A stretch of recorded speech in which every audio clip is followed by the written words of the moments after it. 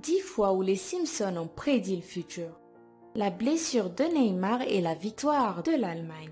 En mars 2014, les Simpsons annoncent dans le même épisode à la fois la blessure du joueur vedette de la sélection brésilienne et la victoire finale de l'Allemagne à la Coupe du Monde. Et bien quelques mois plus tard, leurs prédictions se vérifient exactement. Neymar, la star de l'équipe brésilienne, se blesse d'une manière inattendue pendant les quarts de finale de la Coupe du Monde et pour finir, la sélection allemande s'impose en finale face à l'Argentine et remporte la Coupe du Monde 2014. Une machine de vote trafiquée. Dans l'épisode 4 de la saison 20 diffusée en 2008, Homer tente de voter pour Obama, mais la machine de vote l'en empêche et vote systématiquement pour McCain. Machine à voter électronique. Un vote pour McCain, merci. Non, je veux voter pour Obama. 2 votes pour McCain. Hein?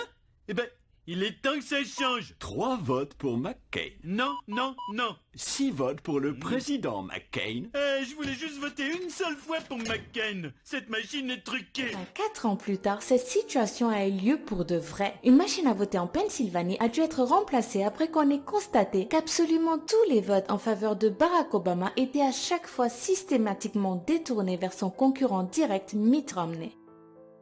La NSA espionne les Américains.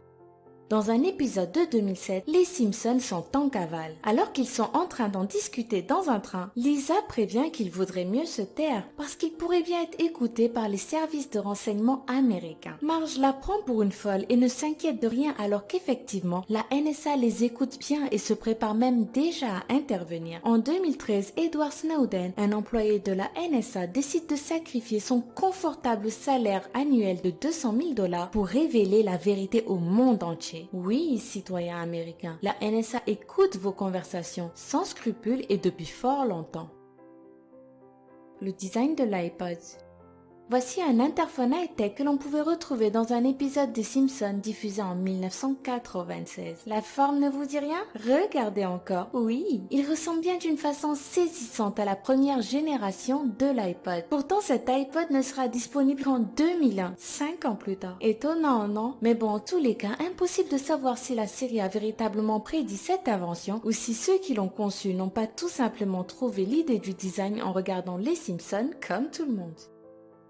Un haut responsable de la FIFA se fait arrêter.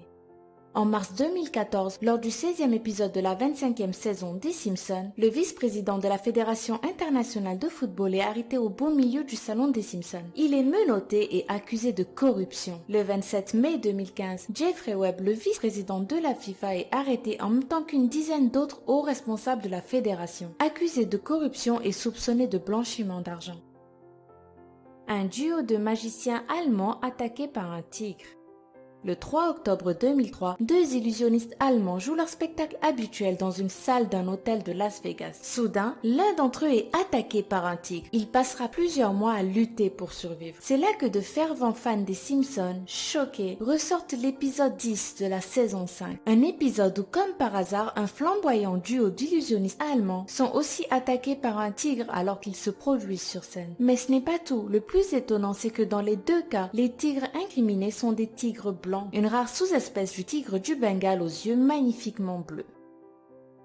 Communiquer avec une montre connectée. Si aujourd'hui il nous paraît tout à fait normal de pouvoir réaliser des appels visio avec notre téléphone, vous vous doutez bien qu'en 1995, ce genre de technologie n'existait pas encore. Pourtant, dans l'épisode 19 de la saison 6 des Simpsons, ce moyen de communication existe bel et bien. Et ce n'est pas tout. Dans le même épisode, on voit également le prétendu futur mari de Lisa communiquer avec sa montre. Et devinez quoi, en 2013 sort la Samsung Galaxy Gear, une montre connectée qui permet même de téléphoner. Le drapeau de l'opposition syrienne. Il existe une théorie du complot particulièrement répandue dans certains médias égyptiens qui dit que les États-Unis avaient prémédité l'explosion de la Syrie. Et devinez sur quoi il s'appuie?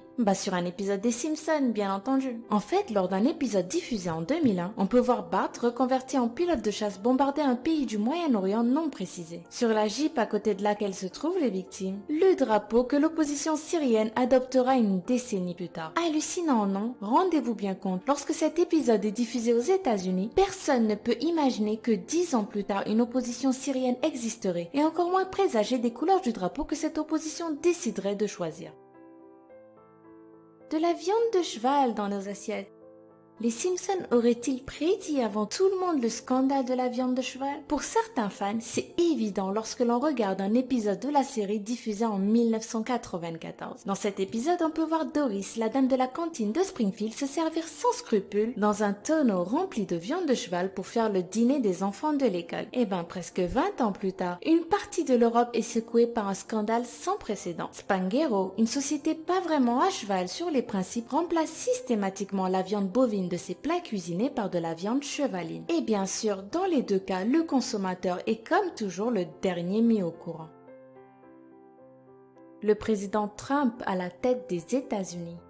L'épisode Les Simpsons dans 30 ans a été diffusé le 19 mars 2000. Vous savez, il y a déjà 16 ans, lorsque Bill Clinton était encore président des États-Unis, avant les attentats du 11 septembre 2001, avant les guerres d'Afghanistan et d'Irak, avant la crise financière, avant les smartphones et surtout avant la révolution numérique. Dans cet épisode, Bart est un loser, un musicien paumé et raté. Sa sœur, par contre, a tout réussi et devient en 2030 la première femme présidente des États-Unis. Elle succède à un certain président Trump, qui a d'ailleurs laissé le pays dans une situation budgétaire dramatique. As you know, we've inherited quite a budget crunch from President Trump. How bad is it, Secretary Van Houten? We're broke. Juin 2015, la surprise est totale lorsque le milliardaire Donald Trump annonce sa candidature à la présidence des États-Unis. Alors, la prophétie des Simpsons se réalisera-t-elle entièrement? Réponse le 8 novembre 2016.